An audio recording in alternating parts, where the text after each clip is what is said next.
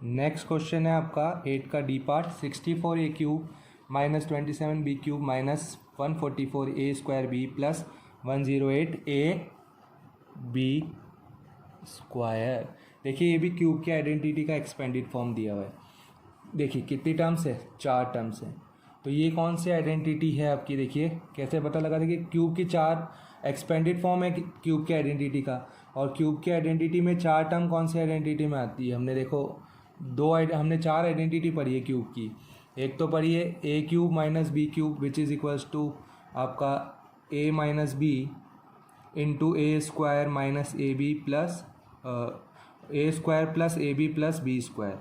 ठीक है, एक आइडेंटिटी आपने क्यूब की पढ़ी, देखिए A cube minus B cube, मैं लिख ही देता हूँ।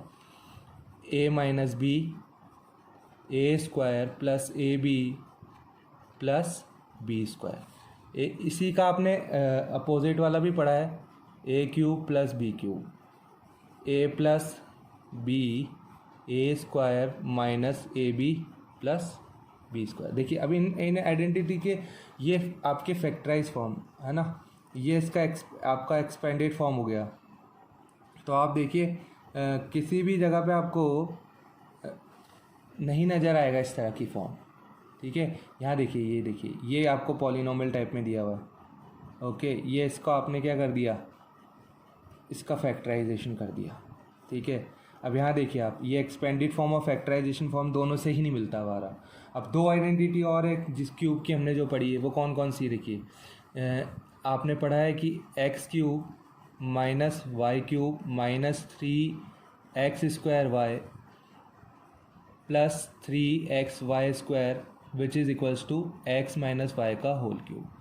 देखिए, और एक होती है प्लस वाली, X cube plus Y cube वाली, X cube plus Y cube plus 3x square Y plus 3x Y square which is equals to x plus Y का होल क्यूब।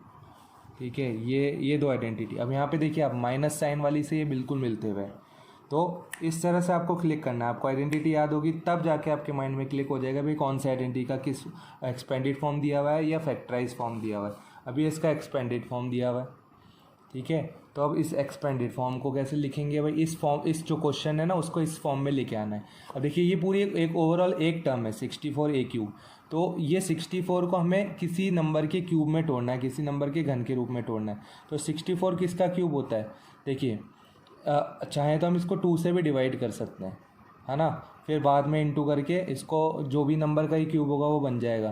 देखिए 2 से 32 टाइम्स, 2 से 16 टाइम्स, 2 से ये फैक्टराइजेशन कर रहे हैं प्राइम फैक्टराइजेशन, 2 से 4, 2 से 2 टाइम, 2 से 1 टाइम। ठीक है, अब क्या करना है, हमें इसको क्यूब की फॉर्म में लिखना है। तो हम क्या करेंगे, क्यूब रूट जैसे करते थे ना 3 का पेयर बना के, वो यहाँ पे कर लेते हैं।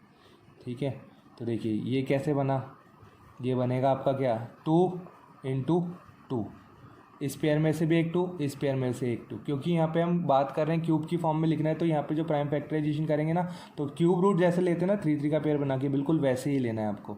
तो 2 इंटू 2 ओवरऑल कितना आ गया 4। तो इसको क्या लिखेंगे 64 को 4 का क्यूब। या आप डायरेक्ट क्या करिए, आपको तो क्या करना है, इसको किसी नंबर के क्यूब की फॉर्म में तोड़ना है। तो आप क्या करिए, प्राइम फैक्टराइजेशन की जगह आप फैक्टराइजेशन कर दीजिए। प्राइम फैक्टर में तो होता है कि सिर्फ प्राइम नंबर से करते हैं, यहाँ पे आपके लिए कोई बाउंडेशन नहीं होगी। तो हम क्या करेंगे, यहाँ डायरेक्ट ही क्या करते हैं, जिस भी नंबर का क्यूब है उससे ही कर देते हैं। तो 4 1 जा 4, 4 6 जा 4 से 4 टाइम्स, 4 से 1 टाइम। तो डायरेक्ट ही आपको पता लग गया कि भाई हाँ ये 4 का क्यूब है। आपको इतना प्राइम फैक्टराइजेशन करके पहले 3 का पेयर बना के फिर इंटू करके फिर फाइनल आपको पता लगा कि हाँ भाई 4 का क्यूब है।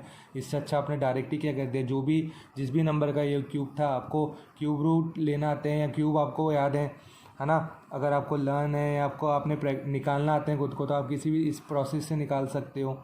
ठीक है, अगर आपको जैसे कई बच्चों को याद होते हैं 30 तक 40 तक क्यूब, अच्छी बात है स्टैंडर्ड 9 क्लास के स्टैंडर्ड में तो आपको याद भी होना चाहिए 30 तक के क्यूब।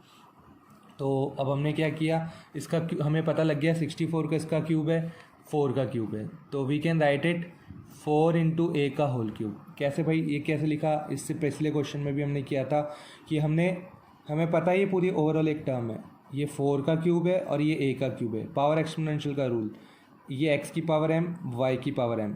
ठीक है, ये आइडेंटिटी क्या होती है, एक्स इंटू वाई और होल पावर एम। तो भाई एक्स इंटू वाई 4 इंटू ए और पावर एम यानी कौन, यहाँ पावर एम की जगह कौन है 3, तो 4 इंटू ए और होल पावर कितनी हो गई 3। 27 होता है 3 का क्यूब, तो इसको लिखेंगे 3b का होल क्यूब। ओके, अब इसको ब्रेक करके लिखेंगे 3 इंटू एक्स की जगह क्या आएगा भाई 4a square identity. Okay, Y की जगह क्या आएगा 3b प्लस 3, चेक करने के लिए इनको स्क्वायर कर लीजिए, 4 का स्क्वायर 16, 16 3 जा 48, 48 3 जा 144, ठीक है। और ये a स्क्वायर b बिल्कुल करेक्ट है, चेक करने के लिए ओनली, ठीक है। 3 इंटू एक्स कितना है 4a, 12a बन गया ये। अब आपको और क्या बनाना है b स्क्वायर और इसको 108 बनाना है 12 को। अब देखिए ये क्या है 3b का होल स्क्वायर, तो देखिए b का स्क्वायर हो गया 3 का स्क्वायर 9, 9 इंटू 12 108, सही है बिल्कुल। अब इसको फैक्टराइज फॉर्म में लिखना है, तो फैक्टराइज फॉर्म में क्या लिखेंगे x माइनस वाई का होल क्यूब, तो x कितना है 4a, y कितना है 3b का होल क्यूब। अब इसको फैक्टर लिख रहे हैं, तो फैक्टर तो लीस्ट पावर की फॉर्म में लिख देना चाहिए, ठीक है।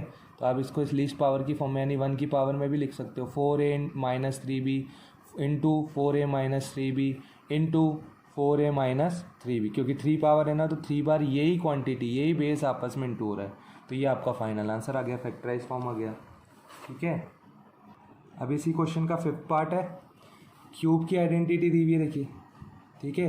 अब यहाँ 4 टर्म दी हुई है, तो ये 2 आइडेंटिटी तो आउट हो गई है, ओके, कहीं पे भी नहीं मैच करती वाली। कौन सी आइडेंटिटी मैच कर रही है, यहाँ माइनस साइन दिया हुआ है, तो देखिए 2 आइडेंटिटी हमने लिखी थी, एक तो ये वाली और एक ये वाली, किससे मैच कर रही है, इधर वाली आइडेंटिटी थी, सेम आइडेंटिटी लग रही है, X cube minus Y cube minus 3x square Y minus sorry plus 3x Y square equals to X minus Y का क्यूब, ठीक है। ये वाली आइडेंटिटी अप्लाई हो रही है, तो इसको इस फॉर्म में लिखना है।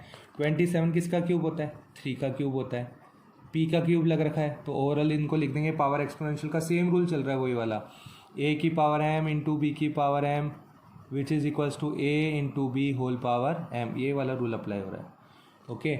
माइनस वाई क्यूब को ओवरऑल लिख देंगे ब्रैकेट में y होल पावर 3, ठीक है, माइनस ये 1.216 को लिखेंगे, तो देखो 216 किसका क्यूब होता है 1 का क्यूब, तो भाई 1 क्यूब ही होगा, तो 1 की होल पावर 3, 6 का क्यूब, ठीक है। 216 किसका होता है 6 का क्यूब होता है, तो इसको ओवरऑल ऐसे लिखेंगे 1 की होल पावर 3 और 6 की होल पावर, ये देखिए पावर एक्सपोनेंशियल का रूल, a की पावर m b की पावर m, आपने जब 1 का क्यूब किया ना, तो 1 का क्यूब 1 को 1 की पावर 3 लिखेंगे, ठीक है। 216 को 6 की पावर 3 फैक्टराइज करके निकाल लोगे आप, ठीक है। या तो आप 2 से स्टार्ट करें डिवाइड करना, 2 से करोगे तो 108, 2 से 54 टाइम्स, 2 से 27 टाइम्स, फिर 3 से 9 टाइम्स, 3 से 3 टाइम्स, फिर 3 से 1 टाइम, तो देखिए एक पेयर तो 3 का बना, एक बना आपके 2 के, तो 2 3 नंबर के पेयर बनते हैं ना क्यूब में, तो 2 और इंटू 3 6, तो इसका मतलब 216 किसका क्यूब होता है 6 का क्यूब रूट निकालते हैं ना, क्यूब रूट निकाल रहे हैं आप, ठीक है। या तो आप ऐसे करके निकाल लीजिए, या डायरेक्ट याद है आपको कि भाई 6 का होता है, तो 6 का, तो देखिए अब ये बना आपका रूल कौन सा a/b होल पावर, इन दोनों के अलग अलग है m और m, तो ये रूल होता है पावर एक्सपोनेंशियल का a/b होल पावर m, जैसे इंटू वाला रूल पढ़ा ना आपने बिल्कुल वही वाला डिवाइड के लिए, तो बिल्कुल एज इट इज़ इसको इस फॉर्म में लिख दिया, ठीक है। अब देखिए इसको लिखेंगे 9/2 p स्क्वायर को हम 3 माइनस 3 x की जगह क्या आएगा 3p का होल स्क्वायर, ओके।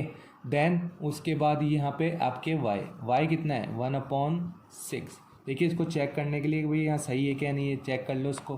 3 का स्क्वायर, देखिए ये आपको अभी वाला रूल है, यहाँ आपको ये साइड दी हुई है, आपको इसको इस साइड की फॉर्म में लिखना है, तो 3 की पावर 2 9, p की पावर 2 p स्क्वायर, यहाँ 1/6, देखिए 3 से 3 2 जा 6, तो देखिए यहाँ पे इंटू करेंगे 9p इंटू 1 9p स्क्वायर, ठीक है। 9p स्क्वायर इंटू 1 कितना हो गया 9p स्क्वायर अपॉन 2, यही आ रहा है, बिल्कुल करेक्ट है, ठीक है। इसको 1/4p को इस फॉर्म में लिखना है 3 इंटू 3p और इंटू 1/6 का होल स्क्वायर। अब देखो इसको भी चेक कर लेते हैं, 3 3 जा 9, 9 इंटू पी, तो इन दोनों को इंटू करके हो गया। अब इसकी बात करते हैं, ये वन, ये वाला रूल ही, ये रूल आपको देखो, अब ये आपको दिया हुआ है A/B होल पावर m दिया हुआ है, आपको इसको इस फॉर्म में ओपन करना है। तो देखिए 1 की पावर 2 कितनी होगी 1, 6 की पावर 2 कितना हो गया 36, 9 से कितनी टाइम्स गया 9 4 जा 36, p इंटू 1 p, और 4 नीचे आ रहा है तो 4 आ गया, ठीक है। तो 1/4p आ गया। अब देखो ये बिल्कुल इस आइडेंटिटी का इस लेफ्ट साइड आ गया। अब आपको इसको फैक्टराइज फॉर्म यानी इसका राइट साइड की इसमें फॉर्म में लिखना है। तो देखो ये राइट साइड की फॉर्म में कैसे लिखेंगे, x की जगह क्या है हमारे 3p, माइनस y की जगह क्या है हमारे 1/6 और होल पावर 3, ठीक है। और इसको फैक्टराइज फॉर्म में लिखना है, तो हम इसको और कैसे लिख देंगे 3p minus 1/6, 3p minus 1/6, okay, into 3p minus 1/6। इस तरह से हमारा आंसर आ गया, ठीक है। ये हमारे फैक्टराइजेशन हो गया, 8 क्वेश्चन फिनिश हो गया, ठीक है। Okay, thank you.